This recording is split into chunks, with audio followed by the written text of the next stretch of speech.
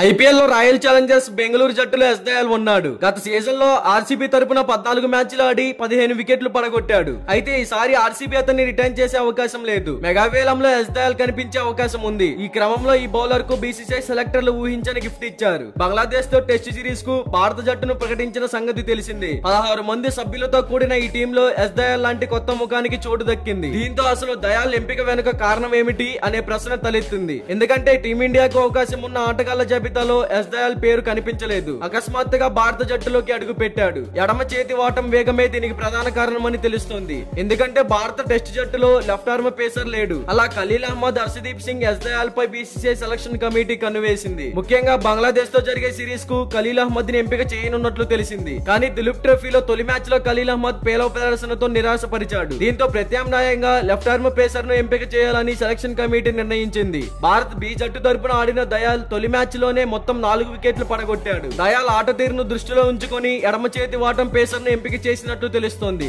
Yes Dayal first class cricket లో ఇప్పటి వరకు 24 మ్యాచ్ల్లో 44 ఇన్నింగ్స్ లో ఆడాడు. అతను 4415 బంతులు వేసి 2196 పరుగులు ఇచ్చి 76 వికెట్లు తీశాడు. ఈ ప్రదర్శనను పరిగణలోకి తీసుకుంటే 26 ఏళ్ల ఎస్ దయాల్ ఇప్పుడు భారత టెస్ట్ జట్టులో ఎడమ చేతి వాటం పేసర్ గా చోటు దక్కించుకున్నాడు. అందుకు తగ్గట్టుగానే బంగ్లాదేశ్ తో జరిగే టెస్ట్ సిరీస్ ద్వారా టీమిండియాకు కొత్త ఇన్నింగ్స్ ఆరంభిస్తానని దయాల్ విశ్వాసం వ్యక్తం చేశాడు. మరి బంగ్లాదేశ్ తో జరగబోయే మొదటి టెస్ట్ మ్యాచ్ కి ఎస్ దయాల్ ని సెలెక్ట్ చేయడం మీకెలా అనిపిస్తుందో కామెంట్ చేయండి. ఇలాంటి డైలీ క్రికెట్ అప్డేట్స్ కోసం మన ఛానల్ ని సబ్స్క్రైబ్ చేసుకోండి. అలాగే ప్రక్కనే ఉన్న గంట సింబల్ యాక్టివేట్ చేసుకోండి. Thank you for watching.